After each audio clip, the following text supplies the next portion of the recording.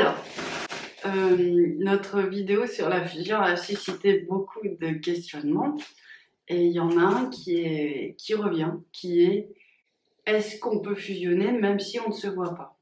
Eh bien oui, effectivement, on peut vraiment fusionner. On doit fusionner même si on ne se voit pas. C'est parce qu'on va fusionner, c'est-à-dire que vos énergies vont se rassembler, que vous allez pouvoir après vous rassembler dans la chair et dans le corps. Donc c'est vraiment une dimension qui est indispensable.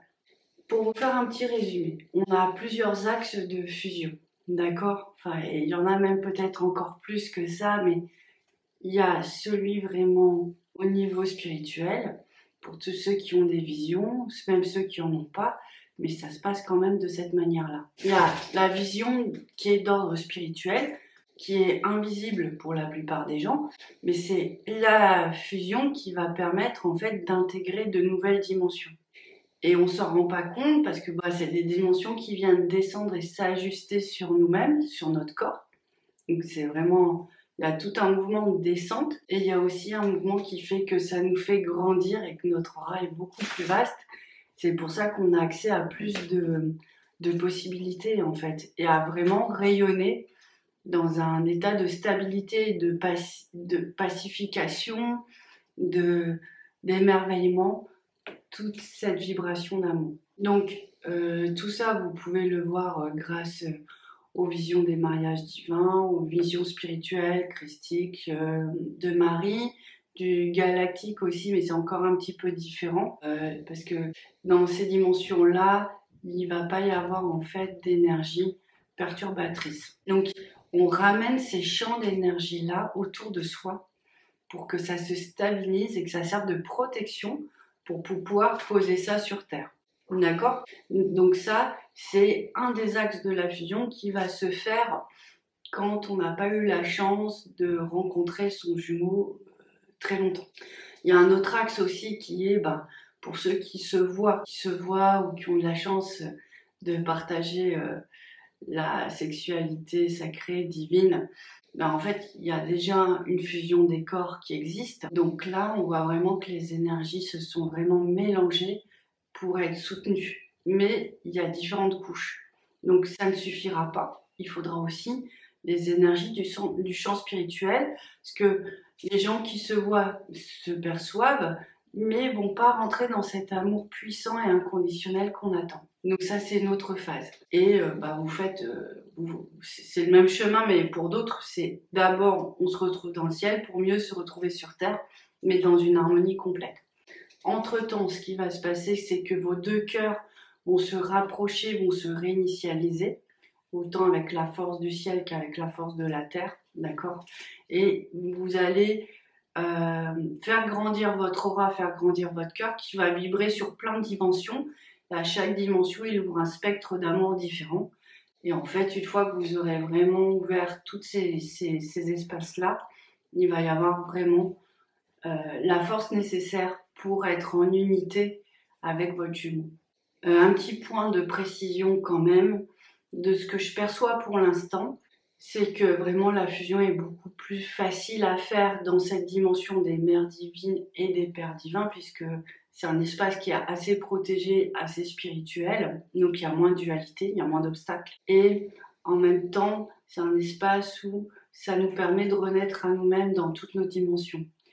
Et effectivement, il manque des petites parcelles de nous, c'est ce qu'on va chercher au gré de la purification, mais il manque des petites parcelles de nous aussi au moment de la naissance.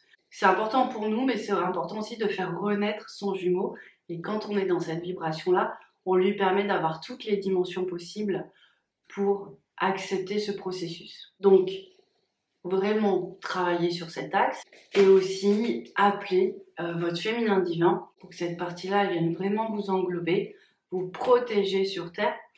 Et il y aura, lui, il va par mimétisme appeler son masculin divin, ou son masculin divin va se poser dans la matière. Une fois que ça s'est fait, sincèrement, c'est très harmonieux parce que on est enfin sur les mêmes vibrations, les mêmes dimensions. On se rencontre enfin. Parce que avant ça, on va, même si on est ensemble, on va pas parler le même langage.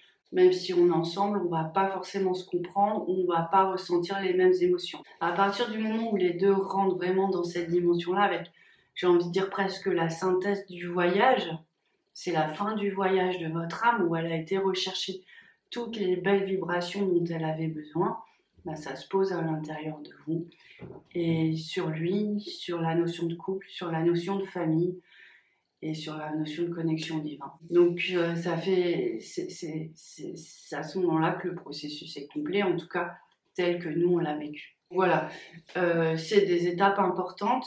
Je vous les ai mises dans une vidéo, mais je n'avais pas encore assez de recul. J'avais les messages que c'était important, mais je n'avais pas expérimenté. Je crois que ça s'appelle les différentes étapes de la flamme jumelle, en fait. Et bien sûr, dans ces étapes-là, je parle des piliers. Et c'est vrai que cette dimension des piliers, elle nous apporte vraiment une sorte de protection, une sorte d'ajustement qui est vraiment capital. Alors, tout se fait un peu par intuition, canalisation, par juste visualisation. C'est beaucoup de non-mention. Mais en fait, il suffit juste comme votre âme, elle est très éveillée quand vous êtes FJ, ça fonctionne vraiment d'une autre manière. Il vous suffit simplement de demander en fait à ce que votre âme se connecte aux énergies des piliers. Et là, il va y avoir une force qui va descendre sur vous, qui va vous aider. Vous demandez à ce qu'elle se connecte aux énergies de la mère divine. Pareil, ça va se poser et ainsi de suite. Le couple divin, c'est l'espace le plus chaotique.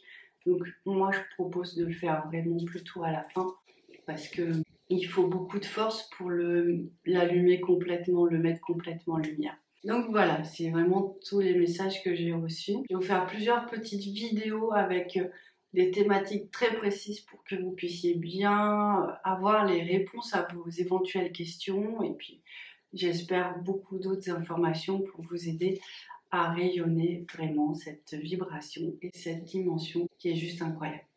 Voilà, je vous embrasse, je vous dis à très bientôt.